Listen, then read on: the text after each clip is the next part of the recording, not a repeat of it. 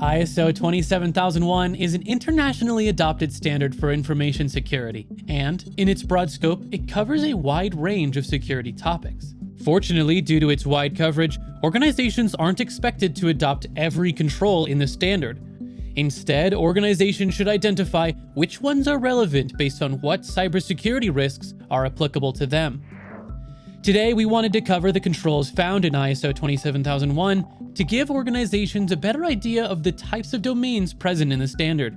The controls in ISO 27001 are outlined in Annex A, which groups all the controls into 14 categories.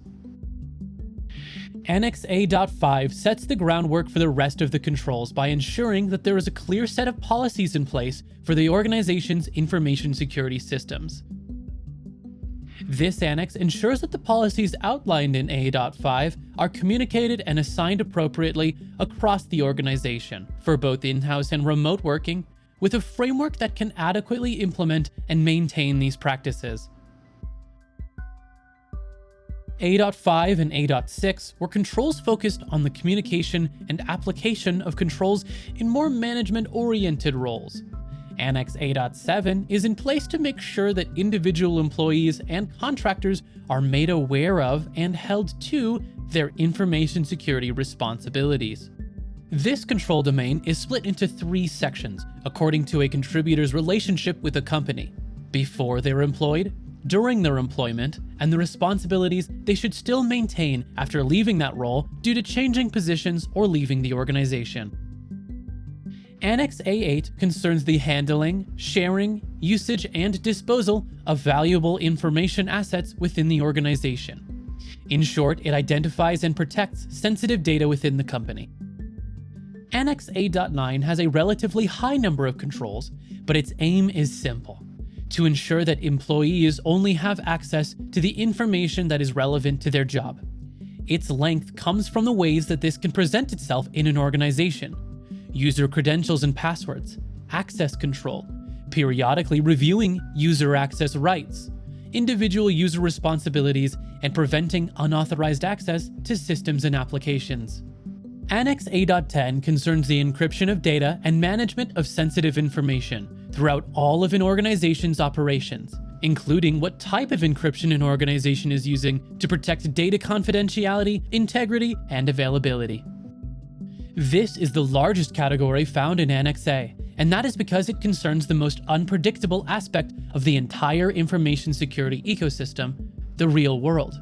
Data is stored in physical data centers, as well as in offices, customer-facing premises, and often in the physical equipment of employees. One part of this annex protects physical premises and sensitive data from unauthorized access, damage, and interference, such as from an employee leaving a mobile device behind.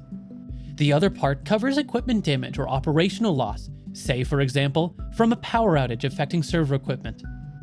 This annex addresses an organization's information processing facilities, with its subdomains covering malware protection, data backups, logging and monitoring, and vulnerability management. This annex addresses information as it is in transit between destinations. It ensures that your organization's networks are secure. This is split into 2 sections, addressing attackers and maintaining system integrity in one, and addressing the transfer of information within or outside the organization in the other. Annex A.14 is focused on internal development and changes to an organization's information systems, ensuring that information security remains a central part of the process through the full lifecycle of the system. This annex ensures that the portion of an organization's valuable assets that their third-party relationships have access to are protected, and that those third parties are held to a high information security standard. In short, this annex covers the third parties who may have any sort of access to the organization's valuable assets. If an organization does get impacted by a security incident, Annex A.16 covers how that organization reports and responds. It requires organizations to outline an incident response, including personnel, designation of tasks, and reporting and collecting evidence. Annex A.17 is the domain of controls that upholds the integrity of this system in cases where business is disrupted. Disruptions in this case could be anything from a natural disaster to something internal, such as an acquisition.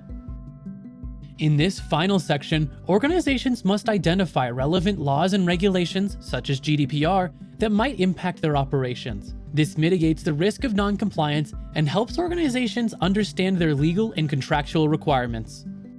As you're probably able to tell, these controls don't all fall strictly under an organization's IT department. Instead, this standard ensures that information security is upheld at all levels of an organization, through its people, its processes, and its technology. For a deeper understanding of the controls found in Annex A, ISO 27002 goes into more detail on the purpose of each control, how it works, and how to implement it. Or simply visit www.controlcase.com to see how we may be able to assist you throughout the entire implementation process.